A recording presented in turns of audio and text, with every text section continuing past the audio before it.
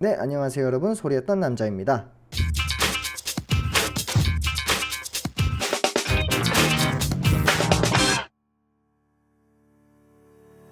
오늘은 저희 저번 시간에 마이크의 작동 원리에 대해서 알아봤다면은 이번 시간에는 마이크의 수음 패턴에 대해서 알아볼 거예요. 수음 패턴은 영어로 폴라 패턴이라고 하는데 글씨가 이상해져가네요. 폴라 패턴이라고 하는데 아마 마이크에 관심이 좀 있으셨던 분들은 다 한 번쯤 들어보셨을 거예요. 폴라 패턴은 어떻게 결정이 되냐, 여기 한글 뜻 그대로 마이크가 어느 방향의 소리를 가장 잘 수음하는가. 여기서 한 가지 중요한 키워드는 가장입니다. 즉 가장 민감한 부분을 이야기하는 겁니다. 그러니까 수음 패턴의 바깥에 있는 소리라고 해서 수음을 아예 안 한다는 얘기는 아니에요. 이 얘기 자체가 아니에요. 바깥에 있는 소리도 수음을 할 수가 있습니다. 소리는 방사형이기 때문에 아예 안 한다는 소리 아닙니다. 자, 그럼 가장 기본적인 수음 패턴 3개가 있는데요. 그것은 뭐냐면은 옴니, 동그랗게 생겼죠. 그리고 figure 8이라고 하는 팔자 형태, 그리고 이 두 가지가 합쳐진 컬디오이드 형태를 한번 알아볼 겁니다. 옴니, figure 8, 글씨 날라갑니다. 컬디오이드, 스펠링도 틀리네요. 이렇게 세 가지를 알아볼 겁니다.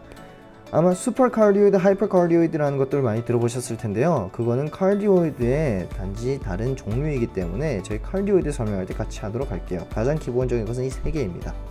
제일 먼저 옴니부터 알아보고 가도록 하죠. 옴니는 pressure sensitive라고 또 이야기를 합니다. 왜 그러냐면은 pressure sensitive, 왜 그러냐면은 그냥 이 마이크가 주변에서 일어나는 모든 사운드 프레셔에 그냥 반응을 하는 거예요.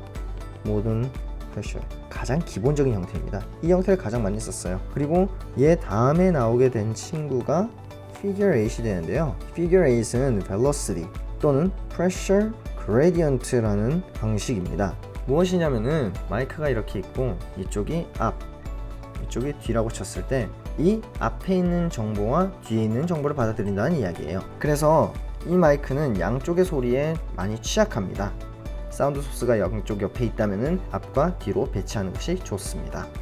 자, 이게 어떻게 이런 식으로 나올 수 있냐면은 다이어프램을 한번 잘 보시면 돼요. 사운드의 파동은 이렇게 움직입니다. 많이 한번 보셨죠? 이게 무엇을 의미하냐면은 이 그래프가 이 다이어프램이 왔다 갔다 하는 정도로 나타나요. 자, 소리가 이렇게 날라왔을 때 다이어프램은 뒤로 밀렸다가 앞으로 왔다가 할 겁니다. 뒤로 밀렸다가 다시 돌아오면서 관성이 있으니까 다시 앞으로 오겠죠. 그렇게 했을 때 여기 가만히 있는 자리를 0으로 하면은 여기 가운데가 0이 되게 됩니다. 그리고 뒤로 밀렸을 때 색깔을 다르게 표시할게요. 처음 뒤로 밀렸을 때를 빨간색이라고 표시하면 처음 뒤로 밀린 정보가 위로 가게 됩니다.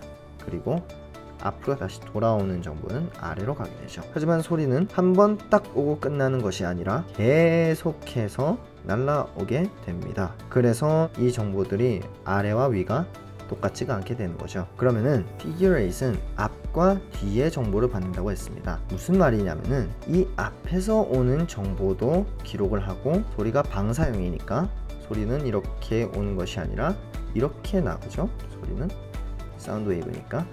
그 말인즉슨 이렇게 방사형으로 나온 소리가 앞에서도 건들지만 뒤에서도 건드린다는 이야기가 됩니다. 즉 앞에서 건드릴 때와 뒤에서 건드릴 때 둘 다 데이터를 기록한다는 것이죠. 이렇게 말입니다. 그래서 이 초록색의 데이터와 노란색의 데이터 두 개 다 합쳐서 기록을 하는 것이 figure 8입니다. 물론 합쳐도 되고 따로따로 트랙으로 빼도 됩니다. 이 작동 원리라는 것을 기억해 두시면은 figure 8이라는 패턴을 사용하실 때 이해하시기 조금 더 편할 거예요. 왜 이런 소리가 나게 되는지. 그 다음에는 우리 두 개 합쳐서 쓴 카르디오이드, 아마 가장 많이 쓰는 마이크 중에 하나인 SM58이 이 패턴을 베이스로 가지고 있죠. 이 친구는 가장 간편하게 어떤 거냐면은 옴니 마이크와 figure 8을 합쳐 놓은 형태입니다. 애플 펜슬이 자꾸 끊기네요. 왜 그렇지? 이렇게 되는데요. 이렇게 합치면은 이런 패턴이 나오게 됩니다. 왜 그렇게 되는지 한번 설명을 드릴게요. figure 8 같은 경우는 데이터가 두 개잖아요. 이쪽이 플러스, 이쪽이 마이너스. 그래프가 올라가는 쪽, 내려가는 쪽이 되고, 옴니 같은 경우는 프레셔이기 때문에 그냥 뒤로 밀리는 것만 기록합니다. 플러스가 되겠죠. 대충 감이 오시나요? 어떻게 되는지? 이것을 그대로 더하기 빼기를 하면 이렇게 됩니다. 그렇게 됐을 때 앞에 있는 이 친구는 플러스 2가 되겠고 얘는 제로가 됩니다. 데이터가 없다는 얘기죠. 그 다음에 이 친구는 플러스 1, 플러스 1. 이것을 조금 더 아날로그 형식으로 표현하면 이 형태가 나오게 됩니다. 그렇기 때문에 이 형태는 앞쪽이 제일 민감합니다. 여기 옆쪽들보다 상대적으로 더 민감하게 되겠죠. 이게 칼리오이드 형태이기 때문에 칼리오이드 형태는 주로 앞쪽에 소스가 배치되는 경우를 많이 사용합니다.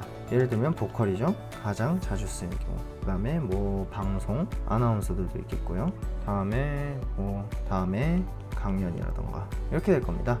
그러면 카디오이드의 또 다른 형태인 하이퍼카디오이드 또는 슈퍼카디오이드 뭐 이런 것들이 있어요. 얘네들은 어떤 애들이냐? 이 친구들은 카디오에서 설명드렸던 이거 있잖아요. 이거를 처음에는 얘는 플러스 1, 플러스 1이고 돼 있잖아요. 옴니의 시그널, 즉 이 친구의 시그널을 더 세게 해준 겁니다. 빨간색으로 쉐이드를 그렸던 친구들의 시그널을 뭐 여기에서는 그냥 플러스 마이너스 1씩만 줬다면 여기는 뭐 3을 적어줘.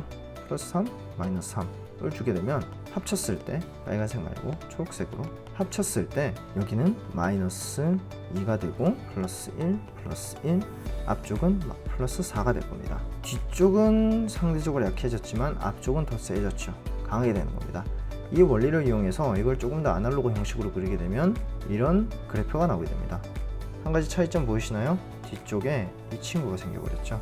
앞쪽을 더 민감하게 만드는 대신에 이 친구를 희생하는 겁니다. 뒤에 조금 더 사운드를 받겠다는 얘기죠. 피겨 8의 시그널이 더 강화되면 강화될수록 앞쪽은 더 민감해지게 됩니다. 대신에 이쪽 상대적으로 옆쪽에 오는 소리들은 더 둔감할 수도 있겠지만 주변 소음이 너무 크게 되면 앞쪽으로도 다 들어오게 되니 조심해 주시고요. 그리고 영화에서 자주 쓰는 샷건 마이크라는 게 있어요. 샷건 마이크는 어떤 원리냐? 보통 이렇게 생겼습니다. 길게 생겼고 앞에 이렇게 있고 옆쪽에 홈들이 막 나 있어요. 이 마이크는 기본적으로 하이퍼나 슈퍼카디오이드 패턴을 띄고 있습니다. 일단 이거 둘 중에 하나를 띄고 있고 그러면 이런 패턴을 띄게 되는데 다시 그릴게요. 이거 이런 패턴을 띄고 있는데 가장 차이점은 이쪽 사이드에서 오는 사운드에서 드러나요. 이 사이드에 오는 사운드들이 양쪽 홈으로 들어가게 되면서 소리들 이쪽 사이드로 들어오는 소리는 얘네들은 이쪽에 담당이 되겠죠. 이 친구들이 홈을 들어가게 되면서 홈에서 막 반사가 됩니다. 소리가 막 이렇게 막 튕겨요. 홈 안에 어지럽게 해놔가지고 그래서 이 친구들이 다이어프램에 도착할 때쯤은 거의 미니멈으로 볼륨이 줄어듭니다. 사운드 프레셔, 힘을 잃게 되는 거예요. 그래서 얘네들이 안 그래도 뭐 플러스 1, 플러스 1 정도밖에 안 되는 애들이 거의 다 죽어버리는 거죠. 그래서 사이드에서 오는 소리는 되게 둔감하게 됩니다. 그 원리예요. 기본적으로 패턴은 비슷한데 여기 이쪽 처리가 얼마나 잘 되어 있느냐가 샷건의 질을 결정하기도 합니다. 뭐 다이어프램 사운드 퀄리티는 뭐 당연한 거고요. 여담으로 한 가지 더 재밌는 마이크로폰이 있는데요. 혹시 미드사이드라는 걸 들어보셨나요? 미드사이드 마이크가 있습니다. 이 친구는 어떤 친구냐? 마이크 두 개입니다. 그냥 마이크가 두 개인데요. 어떤 마이크가 두 개냐면은 피겨 8 하나, 카디오이드 하나로 이루어져 있습니다. 자, 아까 피겨 8 설명드릴 때 팔자로 되어 있다 했잖아요. 앞, 뒤. 그런데 이 친구를 옆쪽으로 눕게 해버리면 이렇게 되겠죠. 앞과 뒤였던 친구들이 좌우가 됩니다. 감이 오시나요? 이렇게 하면 스테레오가 됩니다. 스테레오 마이크 테크닉이 되죠. 그러면 카디오이드는 어디서 두냐? 앞쪽에 둬버리면 됩니다. 이렇게. 그러면 앞과 좌우를 커버하게 되는 마이크 테크닉이 되죠. 물론 앞의 시그널은 모노가 되고요. 이렇게 하는 마이크의 장점은 보통 많은 사운드 이펙트, SFX 레코더들이 이런 방식을 많이 써요. 이 마이크를 많이 써요. 왜냐하면은 이 좌우의 시그널을 줄여버리잖아요. 믹스 때. 피겨 8의 시그널을 줄여버리면은 스테레오 이미지를 조금 더 잘 쓸게요. 스테레오 이미지를 낮출 수가 있게 되고요. 피겨 8의 시그널을 뭐 올려버리면은 스테레오의 이미지를 더 줄 수가 있습니다. 즉 공간감이 형성되는 거죠. 반대로 카디오이드의 시그널을 줄인다. 스테레오 이미지는 올라갑니다.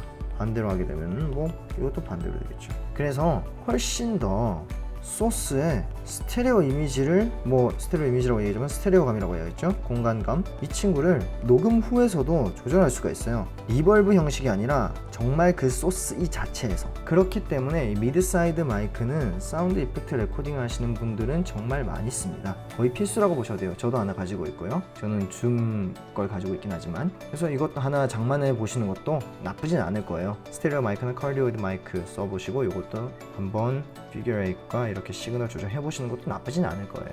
네, 이상 저희는 폴라 패턴에 대해서 알아봤고요. 순 패턴, 폴라 패턴.